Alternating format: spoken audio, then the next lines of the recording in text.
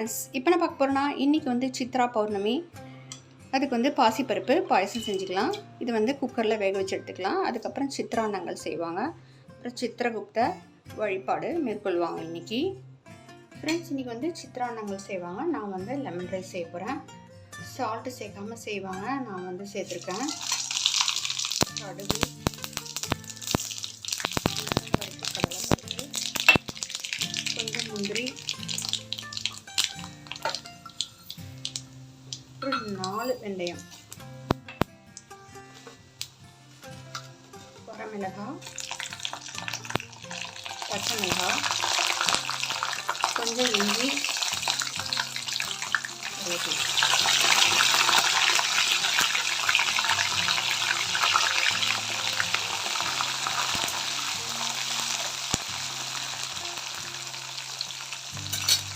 கொஞ்சமாக சால்ட்டு சேர்த்துருக்கேன்.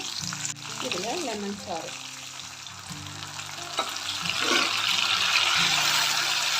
ரொம்ப கொதிக்கக்கூடாது. வந்து ரைஸ் சேர்த்துட்டு ஸ்டவ்வை வந்து நம்ம ஆஃப் பண்ணிடலாம்.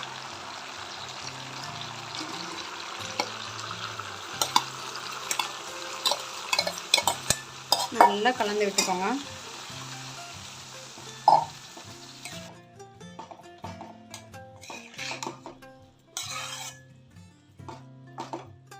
இப்போ வந்து பாசிப்பருப்பு நல்லா வெந்துடுச்சு. இப்போ வந்து வெள்ளத்தை கரைச்சி விட்டுட்டு நம்ம முந்திரி போட்டு தாளிச்சிடலாம். ஃப்ரெண்ட்ஸ், நல்லா கலந்து விட்டாச்சு. சூப்பராக ரெடி ஆகிடுச்சு. ஃப்ரெண்ட்ஸ், இது வெள்ளத்தை கரைச்சி எடுத்துக்கலாம். 1 கப்பு பாசிப்பருப்புக்கு 1.25 கப்பு வெல்லம். பாசிப்பருப்பு நல்லா வெந்துடுச்சு. வெள்ளத்தை இதில் சேர்த்துக்கலாம். வெல்லம் நல்லா கரைஞ்சிடுச்சு. ஃபில்டர் பண்ணிக்கிறதா ஃபில்டர் பண்ணிக்கலாம். தேங்காய் துருவலை கீழே வறுத்து சேர்த்துக்கலாம். தேங்காய் பால் வேணுன்னா நீங்கள் சேர்த்துக்கோங்க. நான் வந்து ஹவுஸ் மில்க் தான் சேர்த்துக்க போகிறேன்.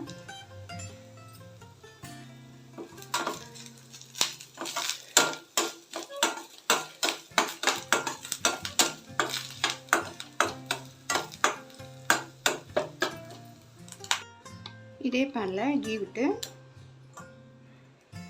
முந்திரியும் திராட்சையும் வறுத்தெடுத்துக்கலாம்.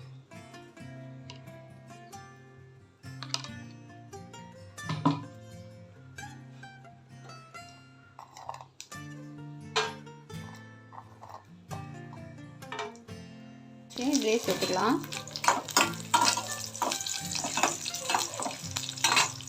இப்போ ஏலக்காவை சேர்த்துடலாம். ஃப்ரெண்ட்ஸ், ஈவினிங்காக நிலவு வந்த பிறகு தான் நம்ம படைக்கணும்.